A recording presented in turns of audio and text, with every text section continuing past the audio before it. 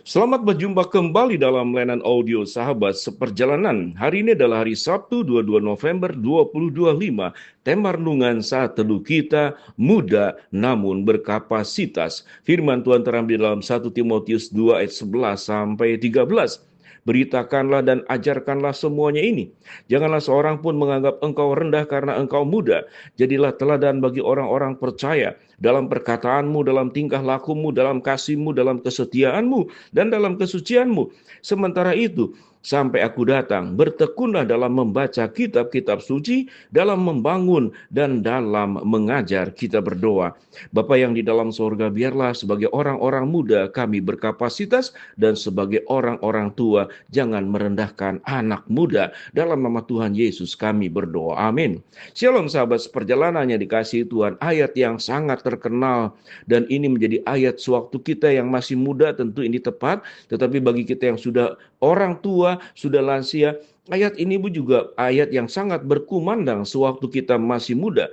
Ayat dari 1 Timotius 4 ayat 12. Janganlah seorang pun menganggap engkau rendah karena engkau muda. Jadilah teladan bagi orang-orang percaya dalam perkataanmu, dalam tingkah lakumu, dalam kasihmu, dalam kesetiaanmu, dan dalam kesucianmu. Sahabat seperjalanan yang dikasihin, ada dua sikap yang perlu kita perjuangkan. Kalau kita kelompok, masuk dalam kelompok anak-anak muda, maka berjuanglah, jangan menganggap engkau rendah diri menghadapi mungkin orang-orang tua yang sebagian suka merendahkan anak-anak muda. Di dalam proses pertumbuhan, sesungguhnya tidak mengenal usia. Orang yang usia tua belum tentu dia matang, belum tentu dia bijaksana. Anak-anak muda belum tentu juga dia tidak punya pengetahuan, dia tidak punya pengalaman, dia tidak punya kapasitas. Maka stigma dualisme yang seperti demikian kita harus gugurkan. Bagaimana seseorang itu berkapasitas bukan ditentukan tua dan muda. Tentu orang tua punya perjalanan pengalaman dalam waktu lebih banyak daripada anak muda. Namun jumlah waktu yang dilewati, umur yang bertambah, tidak menentukan pencarian kapasitas kedewasaan kematangan. Terjadi dengan sendirinya. Bisa saja justru semakin bertambah umur, bertambah waktu yang dilewati. Seringkali orang justru mengalami kemunduran, ketidakmatangan, emosi yang tidak stabil, merasa diri benar, semakin tua semakin keras kepala, semakin tua semakin merasa benar sendiri, semakin tua semakin sulit mendapatkan nasihat, teguran, dan masukan. Itu persoalan orang tua. Namun persoalan orang anak muda juga punya persoalan sendiri. Biasanya abai, kemudian tidak bertanggung jawab, malas, semaunya, ingin kebebasan, tetapi tidak menunjukkan sikap yang sungguh-sungguh berjuang bahwa waktu kita masih muda, tidak mempersiapkan diri untuk masa depan, maka di masa tua kita kehilangan kesempatan yang sedemikian banyak. Kesempatan-kesempatan emas dalam waktu muda kita tidak gunakan baik-baik. Tidak demikian dengan Timotius. Timotius dipilih sebagai murid Paulus yang muda. Berapa usianya? Kita boleh belajar secara mendalam bagian daripada firman Allah. Tetapi Timotius adalah disebut sebagai orang muda. Oleh sebab itu pada ayat 12, sesungguhnya ini dikenakan, ditujukan kepada Timotius. Janganlah seorang pun menganggap engkau rendah karena engkau muda. Kapasitas seseorang bukan ditentukan usia, tetapi penjelasan berikut menunjukkan kematangan, kedewasaan. Tatkala apa yang terjadi di dalam hidup ini, kita menjadi orang-orang yang hidup dalam keteladanan, di dalam perkataan, di dalam tingkah laku, di dalam kasih, di dalam kesetiaan, di dalam kesucian. Apa dasarnya? Seluruhnya itu diperjuangkan dari dasar kebenaran firman Allah yang harus bertekun dalam membaca kitab suci dan dalam membangun dan juga di dalam mengajar. Sahabat seperjalanan yang dikasihi Tuhan, biarlah sebagai anak-anak muda kalau mendengar renungan sahabat seperjalanan ini, biar jangan melewatkan seluruh waktu yang sedemikian luar biasa. Kita melihat Yesus dalam kemudaannya dari 12 tahun terus memperlengkapi diri. Timotius dalam kemudaannya terus memperlengkapi diri. Dan ada banyak contoh-contoh anak-anak muda yang hidupnya kemudian diserahkan sepenuhnya untuk dibentuk, diajar, dituntun oleh kebenaran firman Allah. Bukan menjadi pribadi yang hedonis, mencari kesenangan, mengumbar hawa nafsu, melakukan segala sesuatu yang sifatnya hanya untuk kepentingan pribadi. Setiap pribadi harus bertanggung jawab atas hidupnya.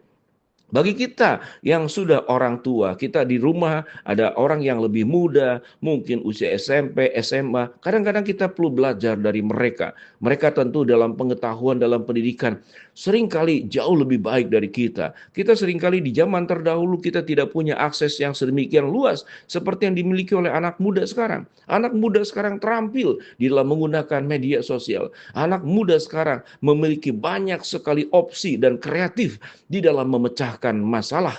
Kalau kita berbicara tentang anak muda ditanya mau bekerja atau kemudian menjadi freelance, menjadi orang yang mandiri. Anak-anak muda sekarang berani mengatakan aku tidak mau bekerja, aku ingin bertanggung jawab dan memulai usaha dengan diri sendiri.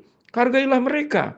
Kita mungkin tidak punya pengalaman seperti itu. Sebagian orang tua punya pengalaman. Mereka punya jalan hidup sendiri. Mereka punya mimpi sendiri. Mereka punya harapan sendiri. Dan mereka punya cara sendiri di dalam menempuh tujuan hidupnya dan menggapai masa depannya. Tetapi dasar yang paling penting, apa yang orang muda perjuangkan, apa yang orang tua perjuangkan, yaitu seperti firman Tuhan katakan, hidup dalam keteladanan.